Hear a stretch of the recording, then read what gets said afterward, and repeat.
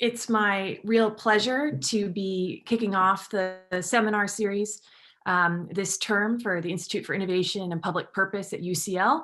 My name is Dr. Kate Roll. I'm an assistant professor here at IIPP, and I'll be chairing this discussion. Dr. Antonio Andreoni will be serving as the discussant. He'll be coming in. And then we've got Giorgos Gouzoulis, who will be giving the presentation today. And Giorgos will be speaking on theorizing and mapping modern economic rents, which is just an absolutely wonderful topic. And we're so pleased to have him at IIPP, first of all, and then to be speaking today. Just to say a few things about Giorgos, he's a political economist, and his work focuses on these wonderful chunky topics of inequality, political power, and public policy. So bringing those three together. In particular, he's been doing a lot of work on income inequality in emerging markets. And the last time I saw him present, he was talking all about China, but he's also written on Greece and a few other places. So please ask him lots of questions about this and other research.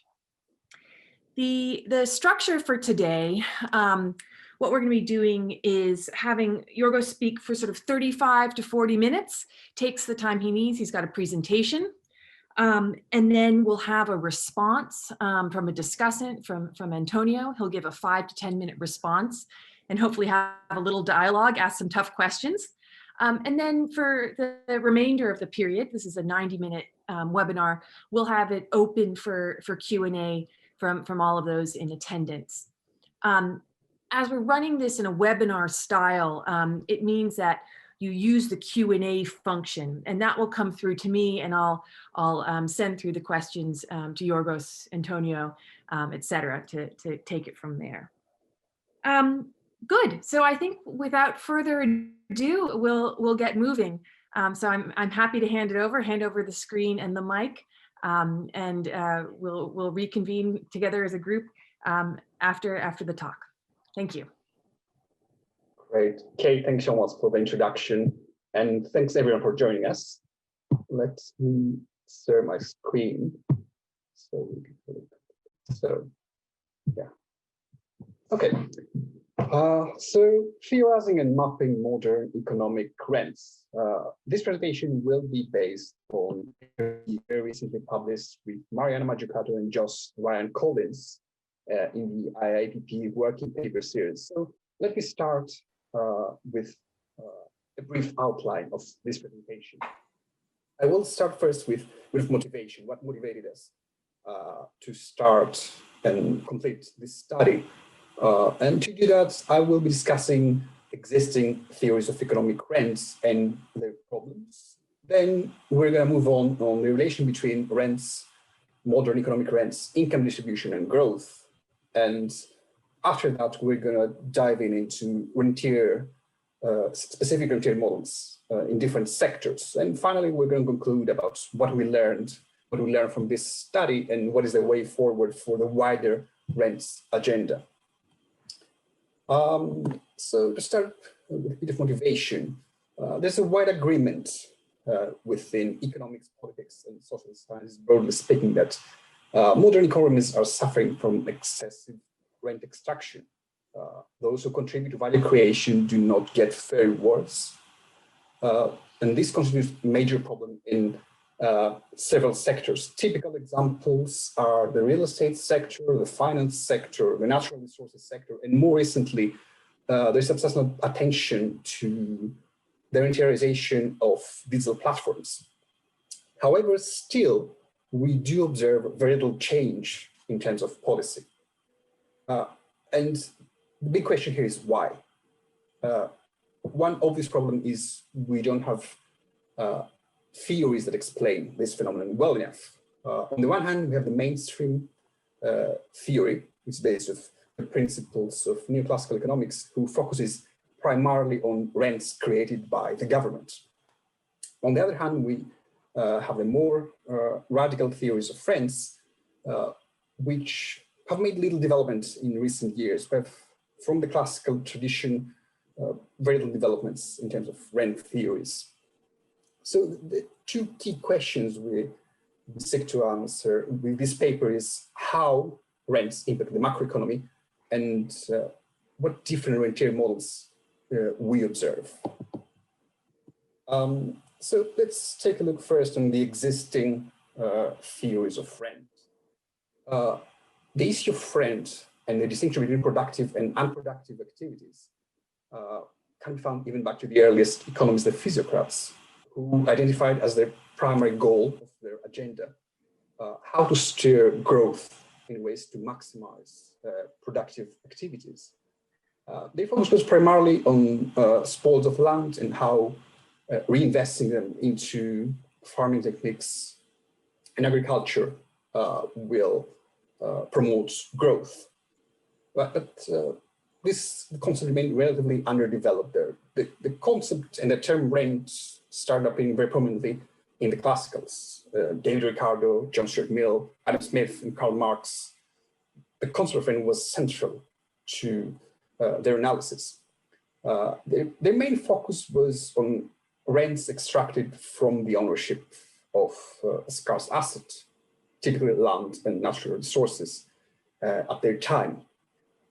But Marx also emphasized explicitly on monopoly rents, which referred to certain individuals or social groups controlling a specific activity which is necessary for production, and that leads them to be able to extract more income than they deserve based on their contribution to value creation. So national income for the classical is not divided as in modern national accounts in the profit share and the wage share.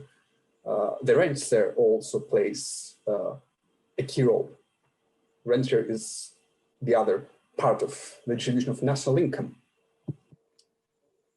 So there are voices at the moment from the work of Brett Christopher and Mariana Mazzucato, who, based on the classical approach that rentier activities are out of the production boundary, so rents are not contributing actually to value creation, they should not be included in measures of growth and wealth.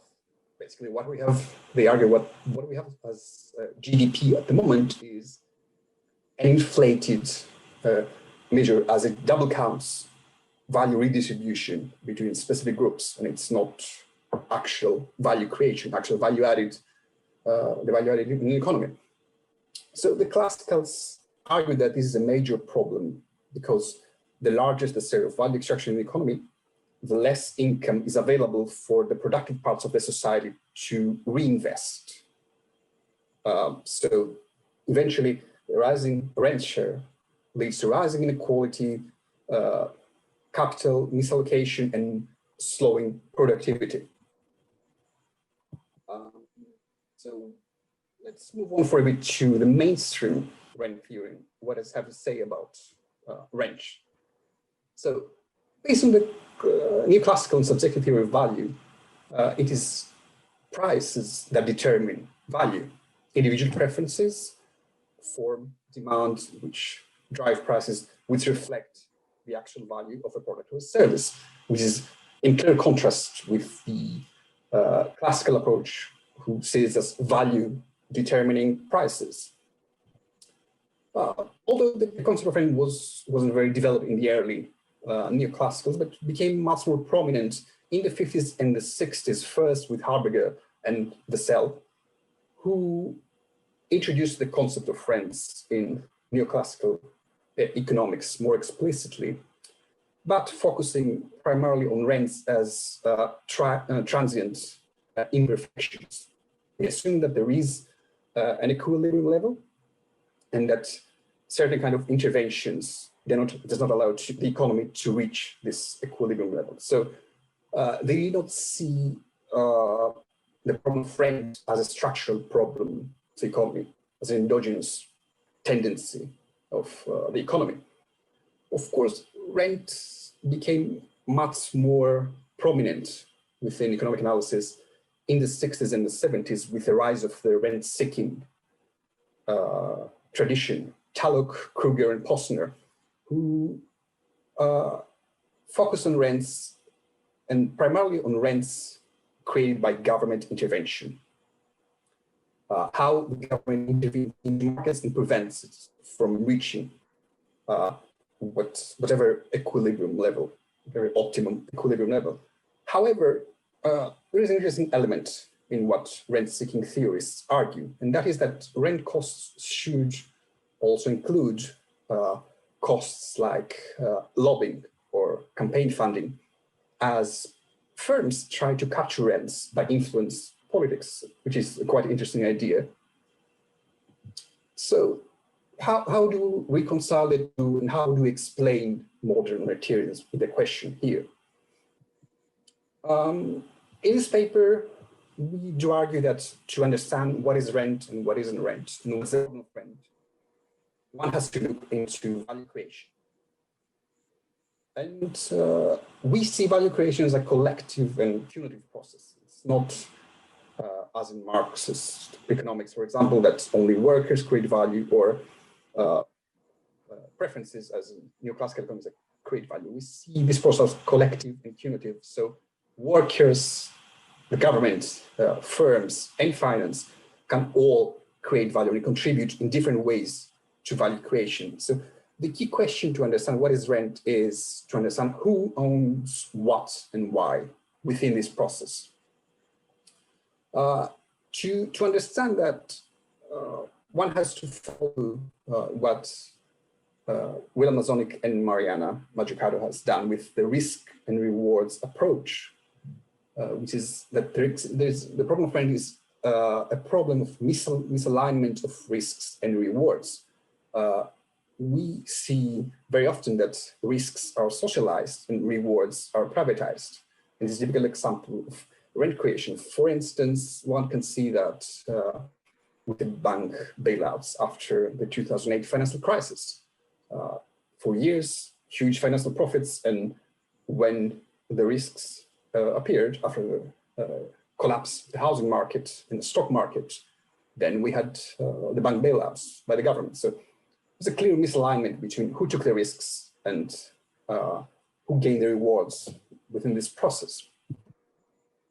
A simple definition of economic rent within this logic is that rent is an income earned in excess of the reward corresponding to the contribution of a factor of production to value creation. So basically, you get more than you deserve. Why that can happen? Of course, the classicals were quite right. That can be due to the ownership of scarce assets, land or natural resources, for example. That can also be due to the inherent tendency of certain sectors to become monopolized. And finally, of course, we should not overlook that certain government interventions can indeed favor a specific group and create rentier conditions in specific sectors. So I would like to emphasize here that rents may well exist in competitive markets. According to the neoclassicals, or even to the monopoly rent approach of the classicals, rents are actually about deviations over the competitive price. What we're trying to show in this paper is that this is not necessarily the case. Rents might induce redistribution between the factors of production with a stable price. I would also like to emphasize that we cannot really have a general theory of rents. Rentier models in different sectors are dynamic and institutionally specific across space and time. So empirical work on rents should be focusing on specific countries and specific sectors and understand the social, economic, and institutional context of its case study. So let's move on to discuss about the nexus between rising rents, income distribution, and growth. So a common characteristic of rents and rentier sectors at the macro level is that rising rents tend to increase the cost structure of the economy, and they typically burden value-producing firms and households. To understand that, let's think a bit of the core production, the core cost of production. wages, land, energy, financial payments, and in specific sectors, we also have payments for patents and digital platform fees, if that's relevant for the sector. So, which is the rest costs of production and wages? That is that they tend to be inelastic because typically raw materials, land, or energy are related to inherently scarce resources, which these sectors are typically monopolized, and they do burden the productive firms. Also, have to take into account that this can happen also, overheads can be inelastic because certain sectors are at the moment monopolized. So, for example, the banking sector or industry which is protected by patent regulation, as we will discuss later.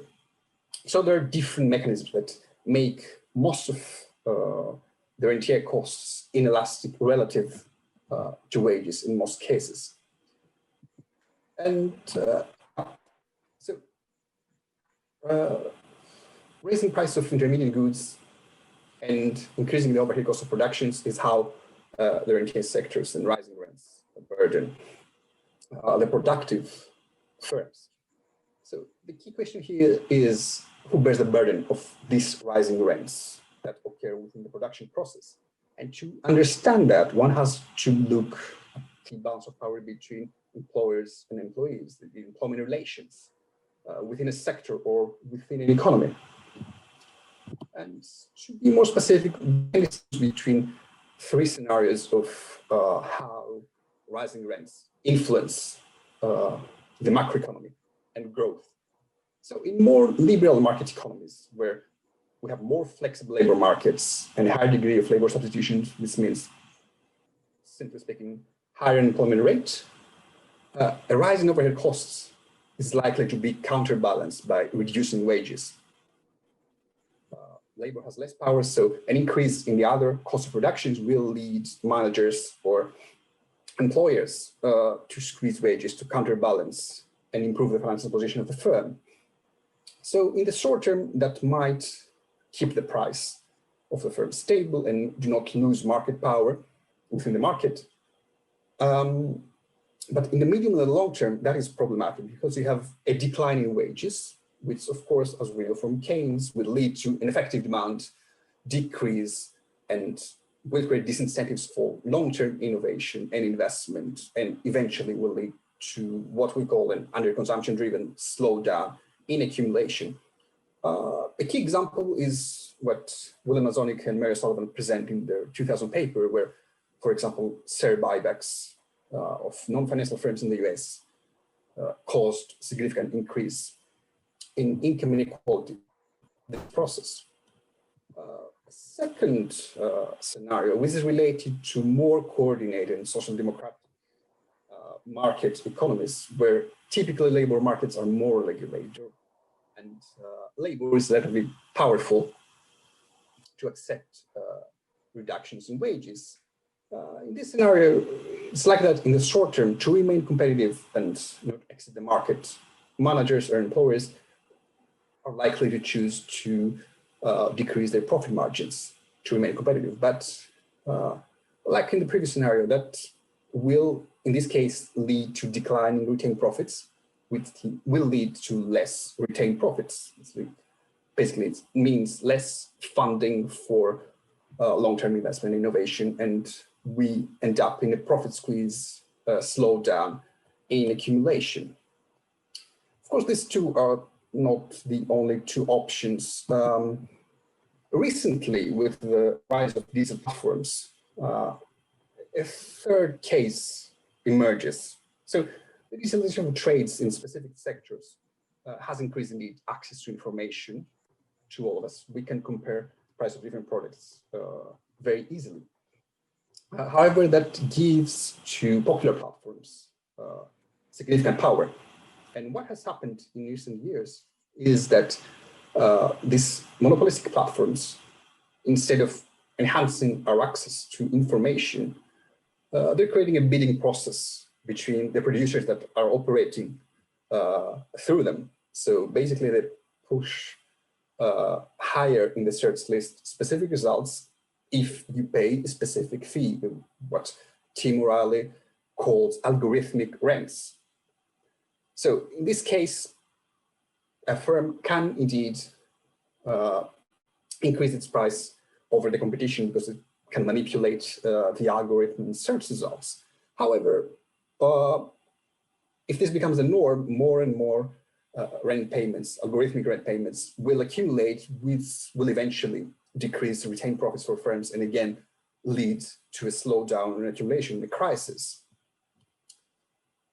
So this is the macro level. There's three simple scenarios of how regulation of the economy can lead to different types of crisis. So now let's take a look on a few typical sectors that are rentierized currently and have been for many decades. A typical example is land and financial rents, the real estate sector. On the one hand, in this sector, we have what the classicals describe basically. As the economy grows, more land must be used. So landowners become relatively more powerful than the rest social actors. So they can charge higher prices either for residential real estate or commercial real estate. Of course, as these returns, these rents, land rents increase, as we described earlier, that can create crisis either from the side of households or the side of firms. But what is interesting about what happens during the last decades is that beyond the inherent tendency of the sector to become monopolized and increase land rents, is that policy has assisted this process. Taxes in many advanced economies and also developing economies have decreased taxes on land and property values. And also the banking sector has seen this as an opportunity to invest to land as an asset, fund land purchases, has created a remarkable housing bubble in many economies. So to see how that looks like during the last decades, the red line is the mortgage debt to GDP ratio, the mean for 18 countries from the database of Giorgos Gouzoulis and Taylor. And the green line is the real house price index for the same period. And you can observe, I think, the remarkable correlation between the two. House prices are not anymore about actual income. They're pretty much about how much you can borrow and how much the financial sector promotes the house price boom. And at the same time, we don't see a similar increase in the business debt to income ratio, which highlights a shift in the banking sector towards funding land purchases. The definition of lands, as I briefly mentioned earlier, in the classicals, is that land also includes natural resources of different kinds, carbon sinks, ecosystems, whatever that be. So owning rights over a specific natural resource is also works pretty much like the land rents. And we have to understand how important it is really think how important are natural resources for the production process, energy, for instance. This is really central. I mean, you can really have manufacturing production without energy. So those who own these resources have significant power. And we also see that in lobbying expenditures and other activities where rentiers who own natural resources typically invest significant amounts to preserve the situation.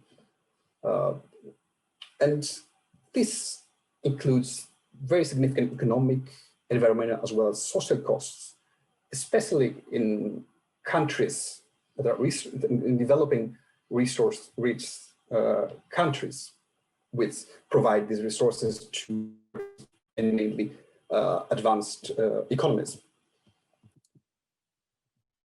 The aspect we face during the last 4 decades is the growth of the stock market and how that has affected corporate governance, and more specifically, how it has made corporate governance much more short-termist and oriented towards maximizing shareholder value instead of investing in long-term.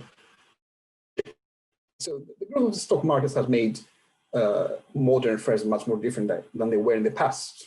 I mean, during the Industrial Revolution, the management and the ownership of the firms were pretty much the same. At the moment, you have a more diffuse group of shareholders who try to influence manager decision. And the primary source of income for shareholders is dividend payments. So we do have this phenomenon during the last several decades of managers being pressured to borrow on behalf of the firm and then buy back the shares of the company so they can increase the price of the shares and maximize dividend payments for the actual owners of the firm, the shareholders. So yeah, that has been argued by Lazonic, O'Sullivan, and Fraud and co-authors. That has commonly led to managers eventually squeezing or freezing wages to improve the financial cost of the firm, because they borrow on behalf of the firm and eventually they buy back shares. They do not invest actually in value creation. So it's very difficult to pay back these debt payments. So this is a quite informative picture of what has happened during the recent years. The red line is the net dividend payments, real net dividend payments in the US. And the blue line, which sharply declines, is the manufacturing R&D expenditures, which gives an idea of the shift, of the structural shift that has been caused by the growth of the stock markets and the shareholder value orientation ideology in corporate governance. Another significant type of rent is patents.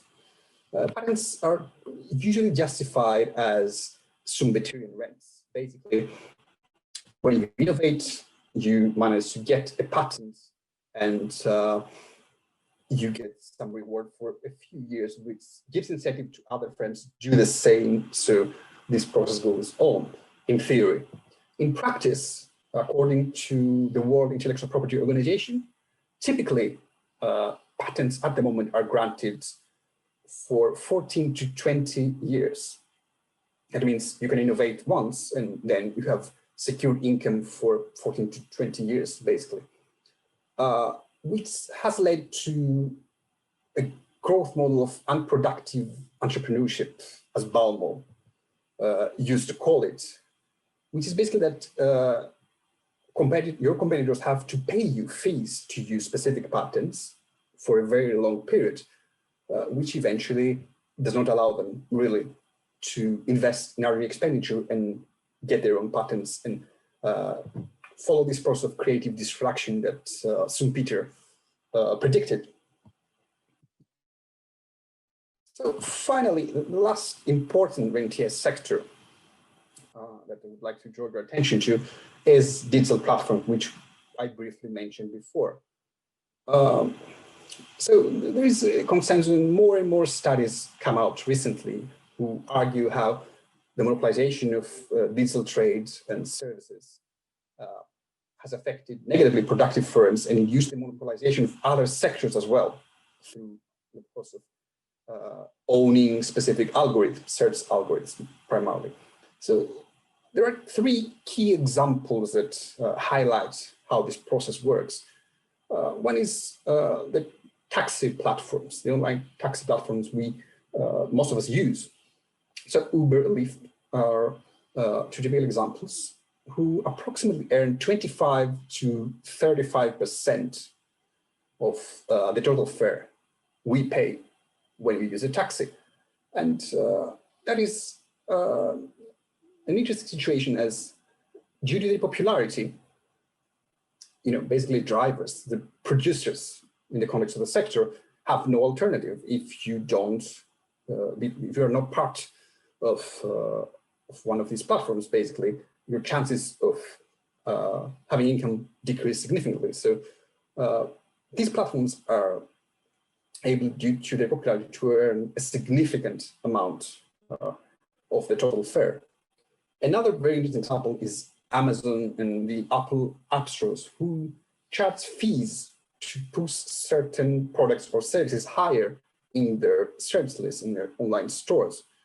What makes this even more interesting is that at the same time, both Apple in terms of digital applications and Amazon in terms of different products, they also compete with the people they charge because they operate within their marketplaces. So the independent producers have to pay a fee to the platform itself to promote higher their products, while the platform itself can do the same without having to pay, of course, any fee to itself, which constitutes a major antitrust insight, because we're listening, many people are saying about big digital platforms, but this does not seem to be the solution. It's the way their entire model within the sector works rather than the size of the platform, of the firm.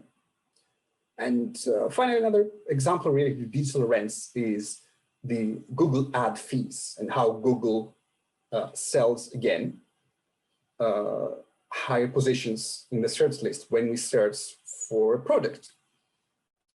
And that has led to an interesting situation where specific firms promote specific sections of their websites who offer quite pricey services.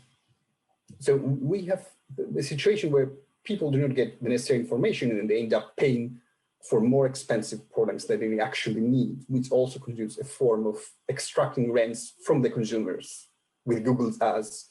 And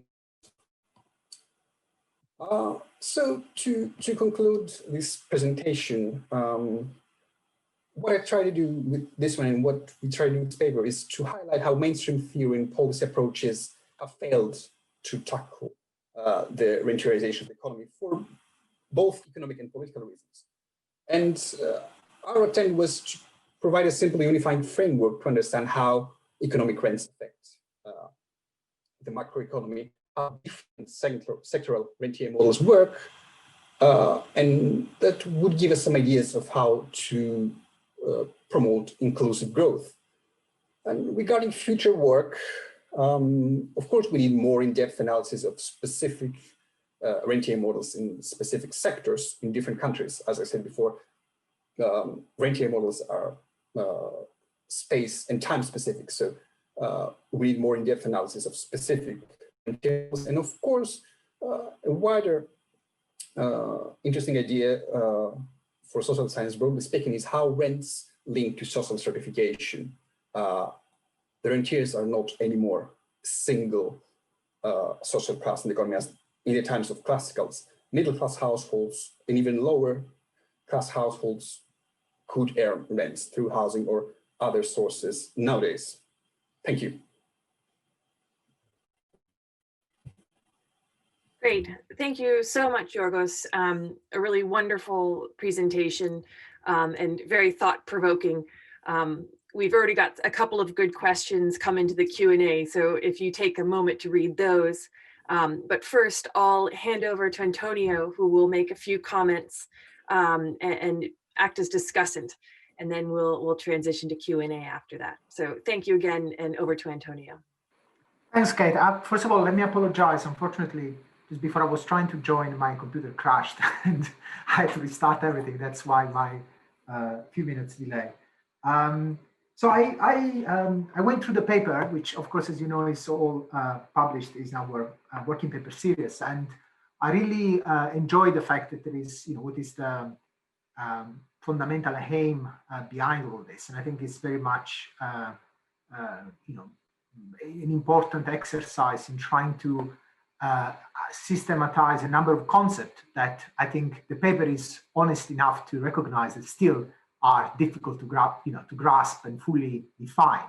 And I think this is, a challenge that a project of this type, hopefully will manage to grasp, probably realizing that this is something that economists, understanding value, understanding rents, is something economists have been trying to do for 200-300 years. So it's really a process in that sense.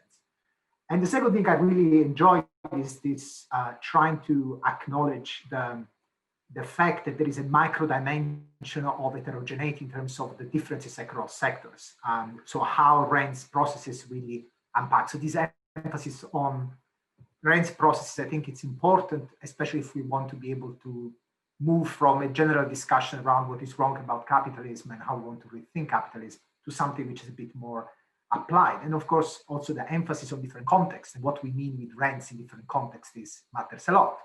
To a certain extent, some of the form of intermediation you are referring to are old as any market economy, right? So, we can go in a developing countries context, and the problem of the middleman in a traditional sense is old as the history of markets, right? So in that sense, there are a few things that you highlight that even when they are very specific to context, the underlying dynamics is very similar to a certain extent. So I think there is also this sense of opportunity for cross-sector, cross-country comparison in this space. But of course, to do this type of work, the first issue that comes to the fore and to my mind is this problem around defining rents. Because I think you put it very clearly, right? The issue is that, for economists, if I look at your definition in the paper, right, and you reported also here when you say, the income earned in excess of the reward corresponding contribution of a factor of production to value creation. Of course, for who decide what is in excess or not, in the case of a neoclassical framework, it's the market, right? It's not so you can have actually a simple benchmark to assess that. While I think for people who try to understand rents more in the classical tradition, in a sense, the ambiguities around the definition of rents remains pretty much central. And my way of thinking through that, I think, is probably, implicitly there is a sort of three dimensions here. One is really the source of rent, right? Where does rents come from? And I think to a certain extent, someone could, and here I'm trying exactly because I share lots of the ideas, I'm trying to be provocative. Someone could say that the paper is not diverging too much from the neoclassical framework, right? Because if we say that it's about monopoly, that is about scarcity, that is about policy interference to a certain extent, patents and beyond that, the neoclassical would be quite comfortable with that, actually. They would not find that particularly difficult. In terms of outcomes, well, outcomes of the traditional impact of a monopoly position and so on, again, they would not find it particularly difficult to grasp that. I think where and of course there are other areas where, now I'm exaggerating, where they would find difficult to grasp it in the sense that they would not define a stock buyback as a form of rent, right, or a deadweight loss, because of course that is something that the market is defining within a logic of maximizing shareholder value, or the idea that someone within the firm has the right to maximize the shareholder consideration, that the shareholders in the Friedman sense will be the ultimate judgment of the value of that operation. Where I think the big issue is how we move from this, where I think the disagreement that the main contribution here is how we move from the source of rents to the outcome. So the intermediate part, which is really about power dynamics, because to a certain extent, it seems to me that lots of the things you described, right, could be actually form of rents, if you think about natural resources, that you might not be even able to leverage in transforming to a rent, right? If you don't have power to do so. If you think about how many countries, developing countries, have never managed to capture that rents out of the most, simply defined forms of rents and scarce resources. So it seems to me here it's where lots of the work is to be focused, and I'm wondering how what is the best way to engage with this type of power dynamics, because it's something that in political economy terms, again, it's very difficult to simply identify.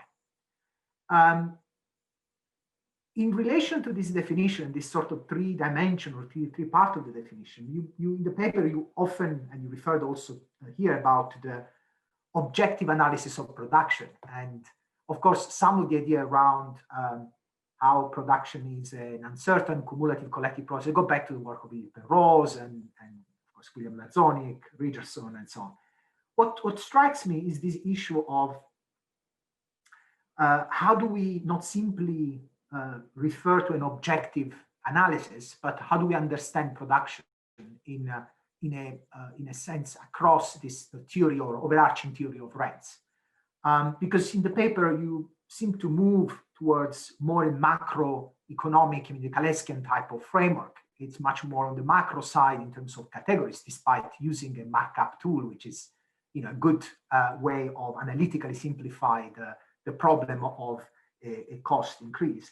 So I'm wondering here, if you had some more reflections to share around, how do we think about an objective analysis of production in a context in which, production is evolving and the complexity associated with production are enormous. I found interesting that you refer to a number of different sectors, but for example, there is big literature on the way in which rents are operating within value chain, across value chain in the economy. And for people working on production, this would be the first entry point for lots of reflection around how things go wrong, right, in the development of a number of sectors. And again, here I'm curious to understand, maybe the extent to which the work that early institutionalists, old institutionalists, to a certain extent, even the new institutional economics, the idea of bottlenecks in technologies and products, go back to Williamson and so on, how they can help us in this direction. And I would very like to know what you are thinking in terms of these efforts. People who have been sort of operating at the intermediate stage of that, my way of thinking about sources, power dynamics, and outcome, I've talked about, for example, endogenous asymmetries along value chain, right? The work of William Milberg and others around these issues, which again, it's much more focused on organizational power configuration distribution more than, if you want, an assessment of the quantum of the rent, which can be quite challenging or can be quite problematic. I mean, the same work, you refer a lot to work to William Lazonic has done over the years on financialization. And over the last 3 years, we've been working on the pharma industry. And, to be honest, one of the key issues is always when to assess, is it enough R&D or not, right? Or is it enough of this or that, right? And sometimes, even solutions that are adopted by firms, which might from standard parameters look wrong, actually might be ways that you use to sustain in a certain type of power distribution the company going in a certain direction. I'll give you a very concrete example. The paper we finished, and hopefully it's coming out soon with INET, was basically trying to look at AstraZeneca and GlaxoSmithKline, right? The two key pharma company in the UK, the key distributor of stock buybacks and mainly dividends. Actually, they stopped doing stock buybacks some time ago. And here it is the point, right? If you look at standard parameters of distribution, these are companies which are still distributing a lot, right? But if you look at the type of distribution, how that has been shaped by different power dynamics within these firms, in particular in the case of AstraZeneca, how the Wallenberg family has pushed for, if you want, a fixed dividend, but not any more stock buybacks, right? Tells a lot about how difficult it is to actually answer that question. How much is, how is enough R&D? How much is enough of dividends? How much is enough of all these sorts of things, right? And so a company which for us for 2 years was highly financialized, we ended up trying to say, okay, maybe actually it's trying to do something different, right? It's trying to resist the tensions and the pressure of financialization by identifying a business model that actually tried to navigate this space. Now, with this example, and I move fast towards my third point, and then I have just a fourth one, which is quicker. Is really, how do we look at these issues from, as a person who tend to work on the macroeconomic side and the political economy of quite a lot of these dynamics. I'm wondering, and here I'm asking you, knowing also your more macroeconomic focus on some of these issues, how these things can actually complement each other in a better way. Because it seems to me that the risk of course, we all know that the risk of not looking at the macro dynamics, and we miss the fallacy of composition of many of these things is there. But also there is a risk of oversimplifying or characterizing certain macro dynamics, which might actually lead us to undermine potential players in this story, in this narrative, which actually could be part of the solution, right? So if we think about the way in which we qualified industrialist class, right? What are the productive, unproductive parts within the industrial class? It's something that depends very much on our understanding what industrialists are doing or not doing, right? And what they are supposed to do or not to do. And in this space, I think I would like to learn more about, how you think about developing these sectoral cases, in what direction and where you think, because in a sense, lots of the cases that you mentioned, the digital platform, I'm not going to touch it because next week, Simon Roberts is going to talk about that in great extent. But the other sector seems to be more related to the traditional classical idea of rents, right? Where actually the production is more, if you want, the social process of social reproduction more than production in the industrial sense, right? So how the business, the family, the household, the distributional aspects of that. So I'm wondering how you think about going in that direction. Final point, I found very interesting the idea of using scenarios, right? And I think the Kaleskian type of framing of that is helpful because it allows to start, stylizing a number of potential trajectories. What I would ask you, and to a certain extent, what I would suggest, or would be interesting to know if you're thinking along the same lines. For me, what is interesting is more what countries or companies do to actually divert from these scenarios, more than the scenarios itself. Because, even starting with the first one, right? If we think about a scenario where you have a contraction given by the fact that there is not enough demand supply type of cycle, right? As soon as you open the economy, you start thinking about the old Calder idea of capturing external demand, right? So you start thinking about how companies actually can survive this type of go beyond this type of bottleneck or vicious cycle, and they can do more and more, even if they, especially if they are becoming more innovative driven or capable to be internationally competitive, right? So there has been, if you take the German case, right, it's much simpler to sustain a strong currency, to sustain an innovation process and so on, if you are able to actually position yourself in terms of specialization in certain areas. So that creates then this narrative that the German system has been actually not matching productivity and all that type of discussion around how they've managed the last 15, 20 years since the arts reform and so on. But at the same time seems to forget that actually if you are an economy which is able to put itself towards a certain type of development path, actually you can escape a number of these bottlenecks for a certain period of time at the expenses eventually of other countries, but still you can do that. And so it would be interesting to know what, if there is here a possibility of building up, more than scenarios in themselves, counter scenarios around what companies or countries do to avoid that, because I think is where there is even more interesting policy action that could be developed. I'll stop there. I really enjoyed the paper, so thanks so much for giving the chance for this discussion, and I'll go back to Kate for. Yeah, so I think what I'll suggest is maybe Giorgos, if you want to just give a couple-minute response, and then we'll transition. We've got a set of questions and also a hand raised. I also have a question too, if we run out of questions. So how about you give a brief response to maybe one or two of the points that Antonio raised, and then I'll start the Q&A. Sure. Antonio, thanks so much for the insights. It was a very interesting discussion of the paper. Yeah, you highlighted many things. I would like to focus on what I think might be the most important at the moment, the most interesting probably for those who listen to us.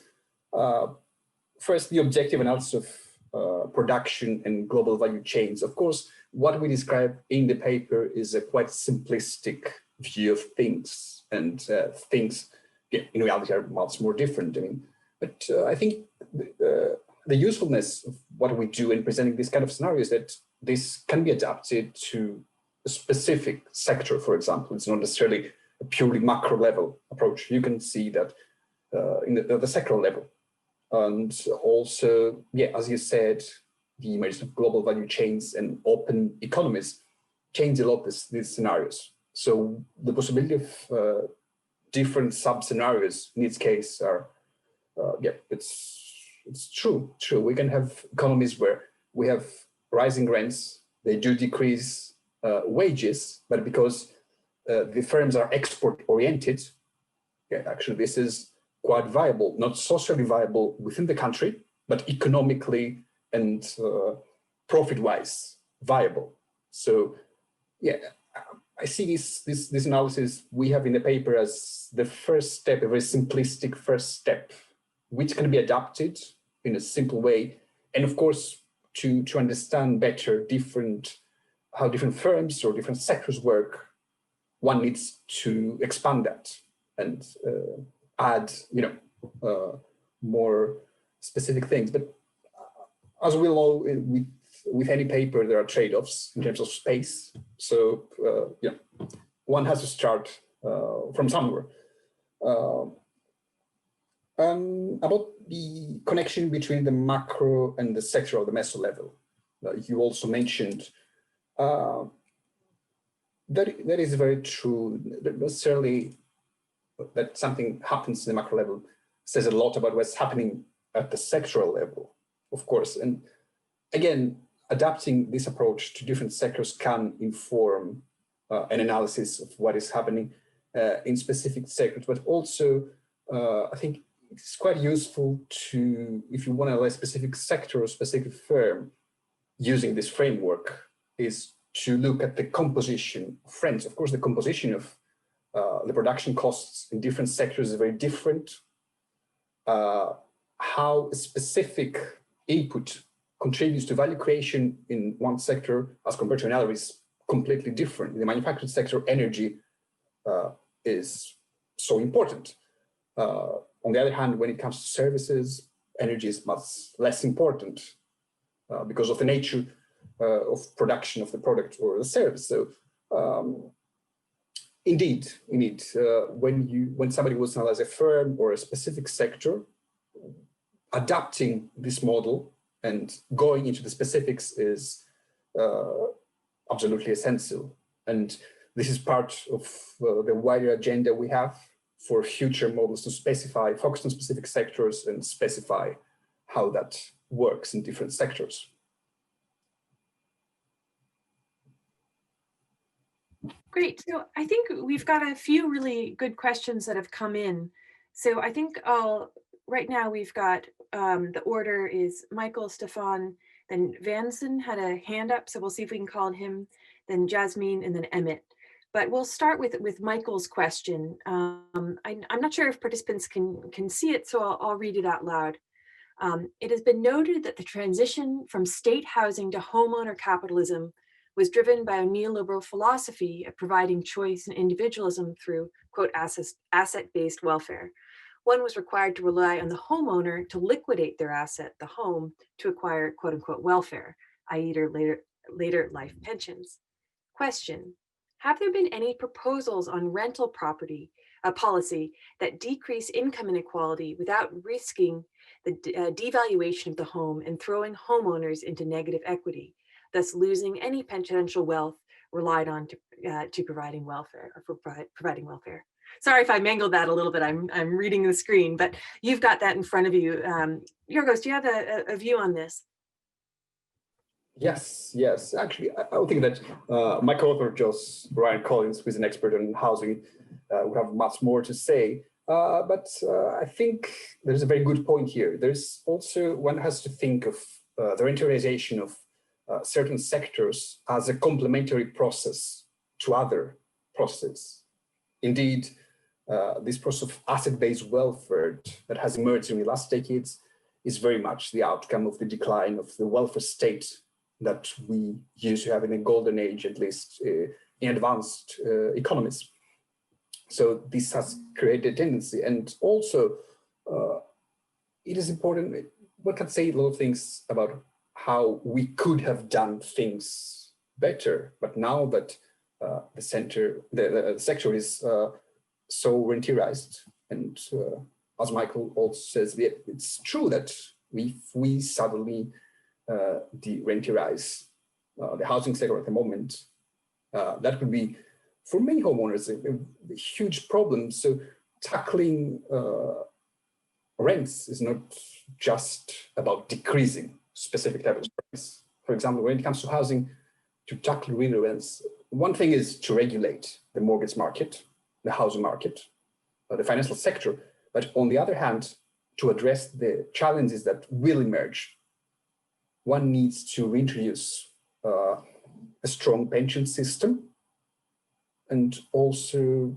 probably social housing facilities and other provisions of housing for those who will be affected by this process. So yeah, the de-rentierialization of different sectors of the whole economy is a very complex process indeed. Great, thank you. So now I'll read out the next one from Stefan. So reducing rent extraction leads to more efficient and equitable economic growth. But in the absence of decoupling, economic growth requires higher aggregate resource consumption. To the degree that this resource consumption is unsustainable, it represents an economic rent in its own right, internalized by those engaging in economic activity. There is hence a political imperative for inclusive economic growth, fueled by resource rents. Have you considered including this dynamic in your analysis? That's a great question. Yeah, indeed. We do mention briefly in the paper that, and this is also part of the broader agenda. This is very true. As I very briefly mentioned in the presentation, there is a conflict between the process of de-rentierialization of their resources sector. If you look at lobbying data and campaign funding data for the US, which are available freely, you see that during the last decades, oil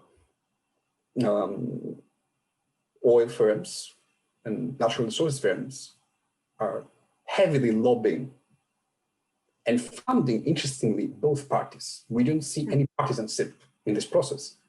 See, that's impressive that it's almost 50-50 between, in the case of the US, the Democrats and the Republicans. It's quite impressive. So I think it's their way of preserve the sector, which has, of course, significant implications for how we are able politically to tackle climate change and other problems. So yeah, I said, we have failed to tackle rentierism, not only for economic, but also for political reasons during the last decade. And this is a prime example of existing rentiers resisting to a change by politically influencing decisions. Excellent, thank you. So we had a hand up before. Vincent has hand up, or sorry, Vincent has hand up. Please put your hand back up if you want to come in on that. But otherwise, let's move to Jasmine's question. So this is on outsourced HR facilities. So are outsourced HR facilities and outsourced professional services, such as finance departments, legal departments, et cetera, also a form of rent, in that they extract value from the labor of the employee, or even sometimes the customer themselves, by forcing them to do their work for them. This, of course, destroys productivity, the productivity of the employees of such an organization, and puts off the customer. In such a sense, these outsourced quote unquote services are parasitical. Is this the case? Wonderful question. That's very interesting indeed. Yeah, I mean, this could be a form of rent. It's quite specific. I haven't thought that much about it, but it does make sense in principle. But yeah, I think outsourcing services could induce rents indeed. But that would require, I guess, is a separate issue, specifying this, how this specific process works and what is contribution and what is, say, exploitation during this process, to define how much of that is rent and how much of that is actually earned income. But yeah, that's a very interesting point. So we have another question here. I'll read the sort of the second part. So what sort of policy implications does this work have for how we address the rentierization of the economy? Are there particular policy options that seem more promising, e.g. public ownership, price regulation, taxation of rents, etc.? Right. Yeah. As I said before, in the context of answering the question about housing and welfare, the policy implications can be quite complex, the policy solutions to the de-rentierization of the economy. For instance, the thing we highlight, and it's something we're going to be doing in the future, focusing on platforms, is that, for instance, much of the discussion is about the size of these firms, how big they are relative to the sector. So this is just a simple sign of monopoly. And what we're trying to highlight with this paper and the upcoming work is that what we really need to do to address this problem is to change the business model and not just break up. Many smaller Googles that operate in the exact same way will create a very comparable amount of rent. So this is, I guess, one insight.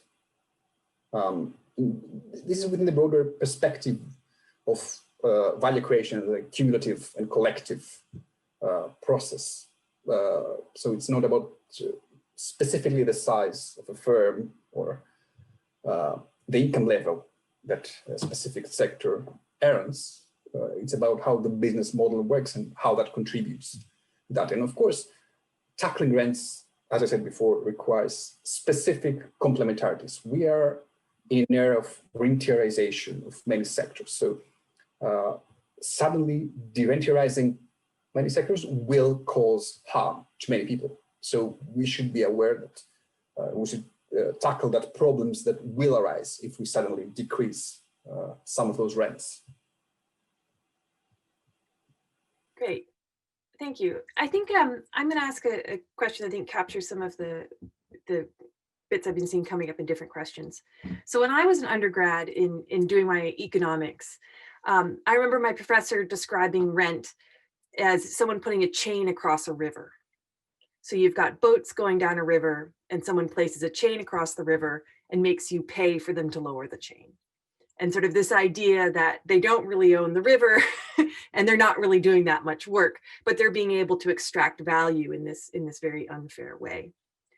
And I can see how you can make that argument for something like a Google or an Apple, particularly because of the monopoly dynamics.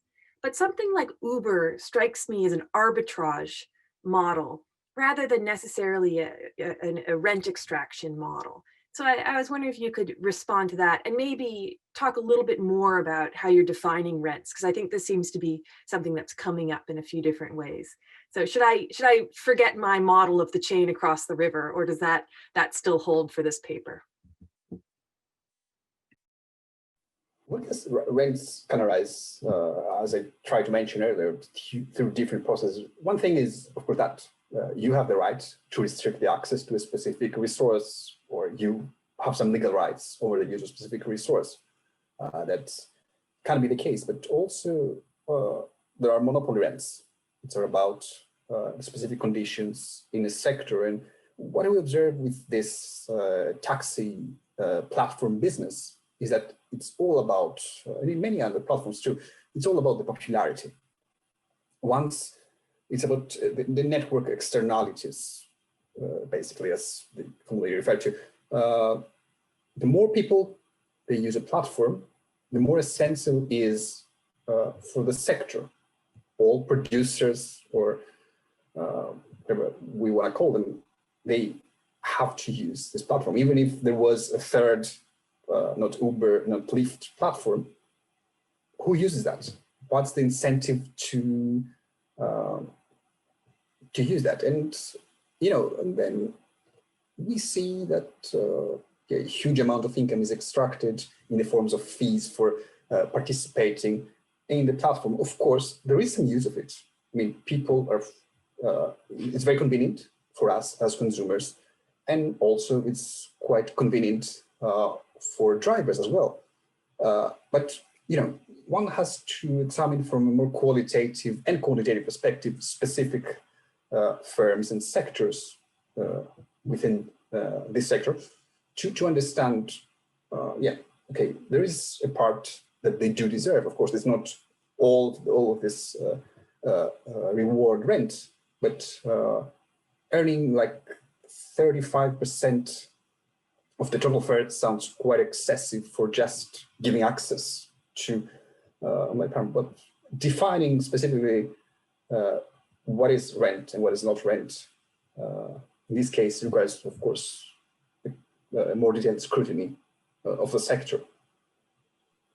So you're making the argument that the platform access is the river, and that's where the chain is being dropped. Potentially, okay. So you can have other rivers, let's say, yeah. But yeah, it's about how useful is this specific one for the network effects. Yeah, yeah. Okay, yeah. So this is maybe to pick up a little bit on this same question. So from Cameron is saying, on one hand, it seems obvious that there's massive rent extraction in certain sectors. So this example from Google. And then on the other hand, this is to quote, I can't get past the difficulty of coming up with an objective definition of rent. What does it mean to say the income is unearned? What benchmarks, et cetera, can we use?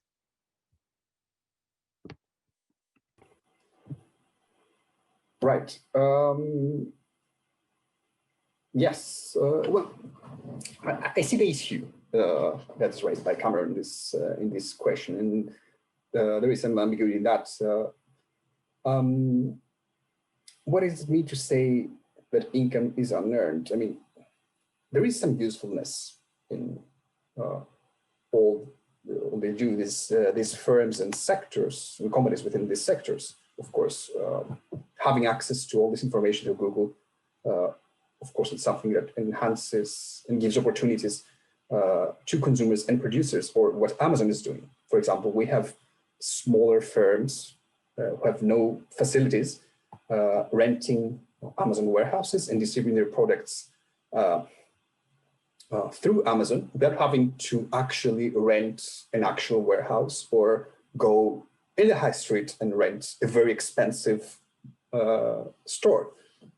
So, of course, there is a contribution to value creation in this case, but of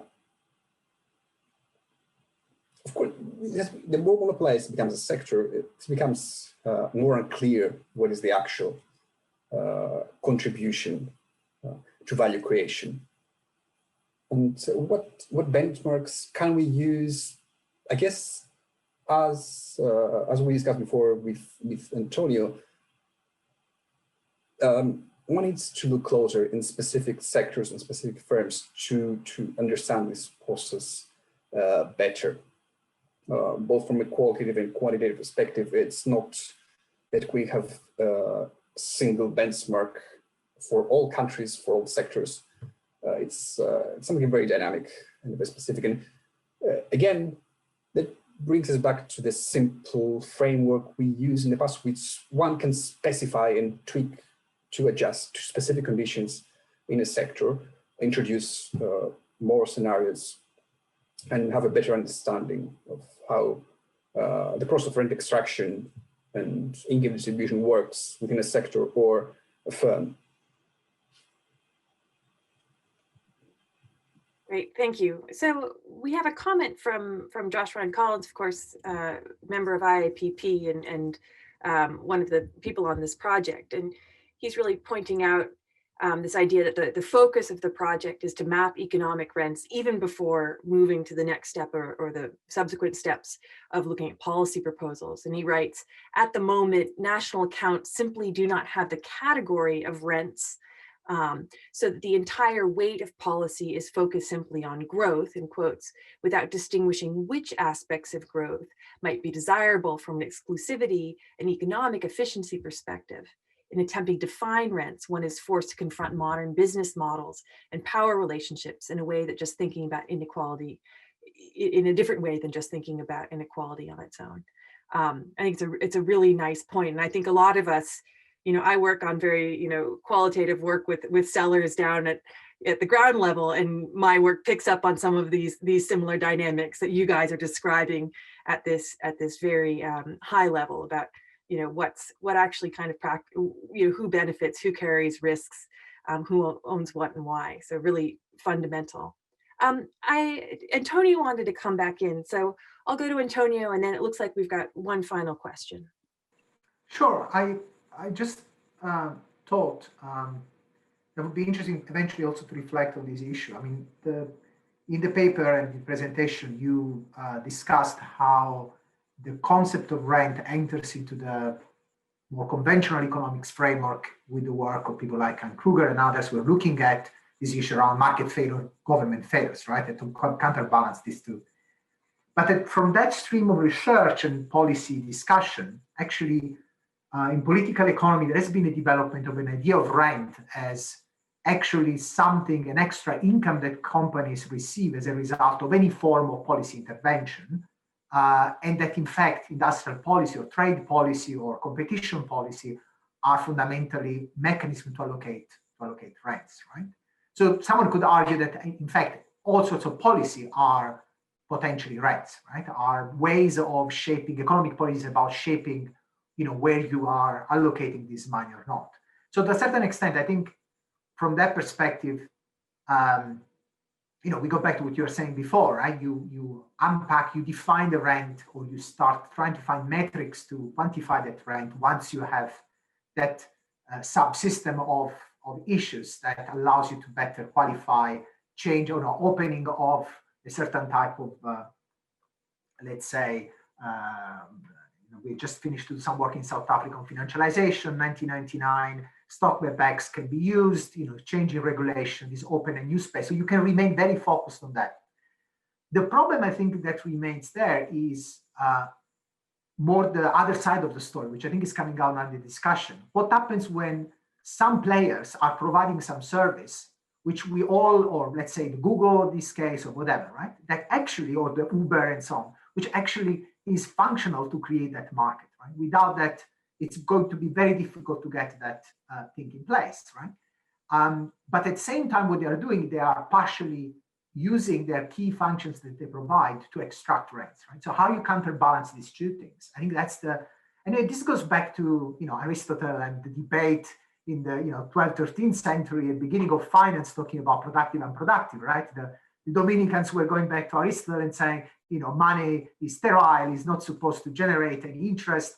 The Franciscan found, in their pragmatic way, compromise, saying, yes, but if you provide a service attached to that, which could be the managing of that and God knows what, you can actually justify the existence of a payment for a service, right?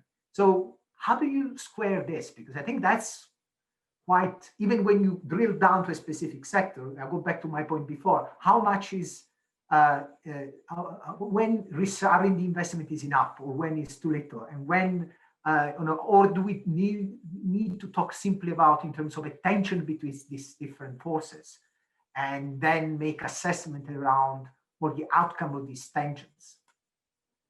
That's the question, basically.